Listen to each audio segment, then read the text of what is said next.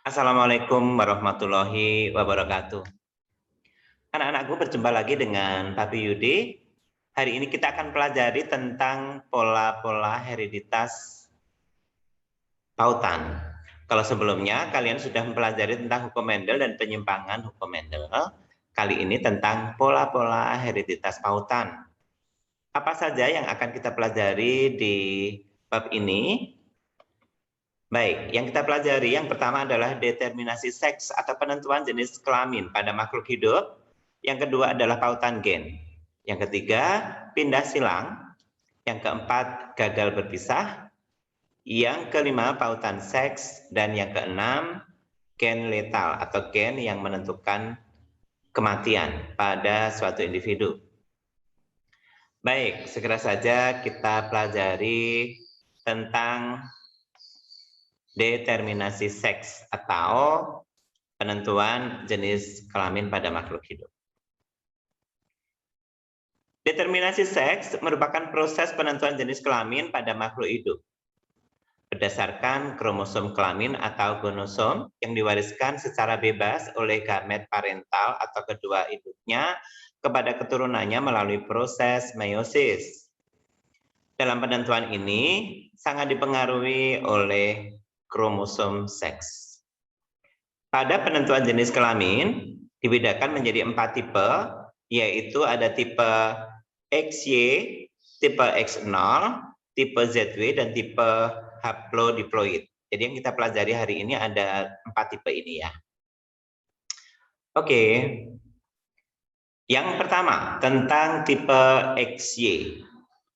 Tipe XY terdapat pada manusia, tumbuhan, dan semua hewan mamalia, dan ada juga serangga, yaitu kelompoknya Drosophila melanogaster atau lalat buah. Tipe XY memiliki 2 macam gonosom, yaitu kromosom X dan kromosom Y. Pada manusia, seseorang yang berjenis kelamin perempuan atau wanita akan memiliki 2 kromosom X dan tidak memiliki kromosom Y, sehingga kariotipenya pada perempuan itu adalah XX. Nah, karena hurufnya sama, yang seperti ini disebut homogametik. Oleh karena itu, individu perempuan hanya memiliki 1 macam ovum yang mengandung kromosom X. Sedangkan seseorang yang berjenis kelamin laki-laki atau pria akan memiliki kromosom kelamin yang terdiri atas 1 kromosom X dan 1 kromosom Y. Sehingga karyotipe laki-laki adalah XY. Yang semacam ini disebut heterogametik. Oleh karena itu, individu laki-laki mengandung 2 macam sperma yang mengandung kromosom X dan kromosom Y. Apabila jumlah kromosom suatu individu disimbolkan dengan 2N atau diploid, berarti jumlah kromosomnya adalah 2 autosom dan 2 gonosom. Pada individu perempuan ditulis 2 autosom XX dan pada individu laki-laki ditulis 2 autosom XY. Di samping ini merupakan penentuan jenis kelamin pada manusia saat proses fertilisasi oleh sperma. Nah, misalkan saja ini ayah, ini bunda.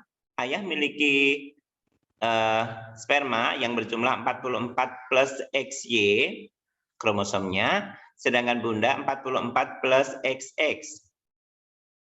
Nah, apabila di dalam sperma ini nanti dibagi menjadi 2 ya, ada 22 plus X dan 22 plus Y.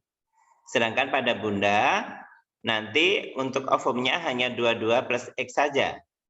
Sehingga kalau sperma ayah yang tipe 22 plus X ketemu dengan ovum bunda 22 plus X, maka akan terbentuk individu dengan jumlah kromosom sama dengan induknya 44 plus XX, berarti anaknya berjenis kelamin perempuan.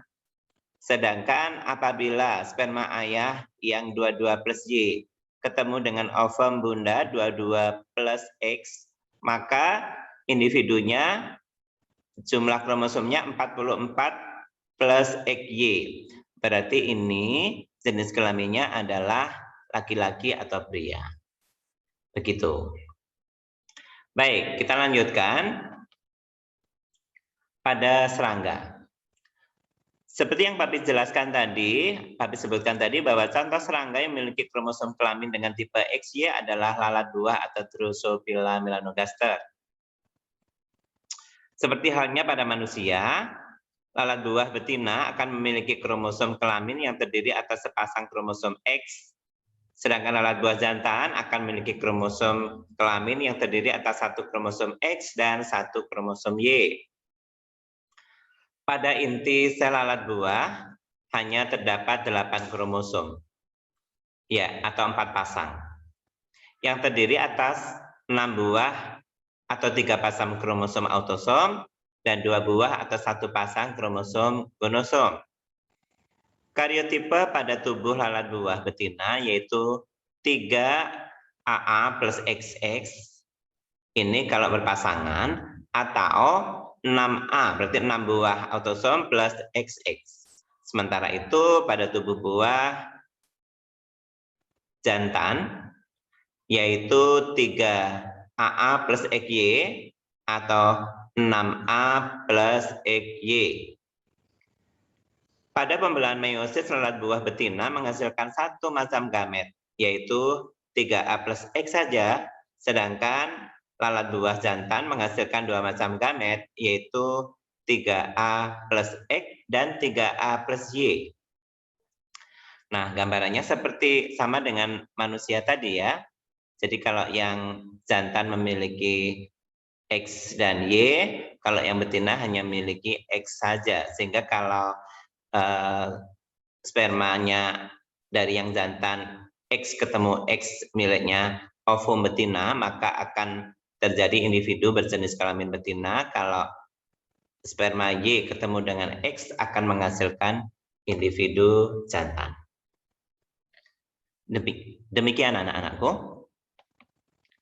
Berikutnya kita lanjutkan untuk tipe X0.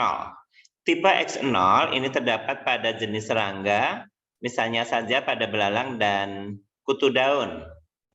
Pada tipe ini kromosom seks hanya satu, yaitu kromosom X saja, sedangkan 0 atau O bukanlah simbol kromosom seks. Contoh, dalam sel somatis atau sel tubuh, serangga betina memiliki 2 kromosom X, yaitu XX, sedangkan serangga jantan hanya memiliki 1 kromosom X saja. Dia tidak punya Y, sehingga ditulis X0. Oleh karena itu, jumlah kromosom sel individu betina lebih banyak daripada jumlah kromosom pada individu jantan. Jadi ini 22 plus X kalau yang jantan, kalau yang betina 22 plus XX karena dia tidak punya Y. Berikutnya tipe ZV. Tipe ZV terdapat pada kelompok unggas, yaitu ayam, itik, burung puyuh, atau burung pada umumnya. Juga terdapat pada beberapa serangga, yaitu tipe ngengat. Contohnya ngengat dan kupu-kupu, serta beberapa jenis ikan. Individu betina malah bersifat heterogametik, yaitu karyotipenya ZV, sedangkan individu jantan karyotipenya adalah homogametik, sehingga ditulis ZZ seperti ini. Contoh, ayam yang memiliki jumlah kromosom 78, berarti autosomnya sebanyak 78 minus 2, yaitu 76, 38, dan pada individu betina ditulis 38A plus W dan 38A plus Y. Sedangkan pada individu jantan ini 38A saja. 38A plus Z. Ya, karena yang jantan tadi bersifat homogametik. Baik, anak-anakku, kita lanjutkan yang terakhir, tipe haplodiploid. Tipe haplodiploid ini terdapat pada beberapa serangga yang dapat melakukan partenogenesis.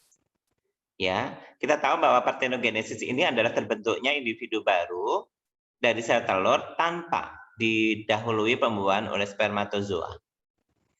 Serangga yang memiliki partenogenesis, contohnya adalah lebah madu dari ordo Hymenoptera.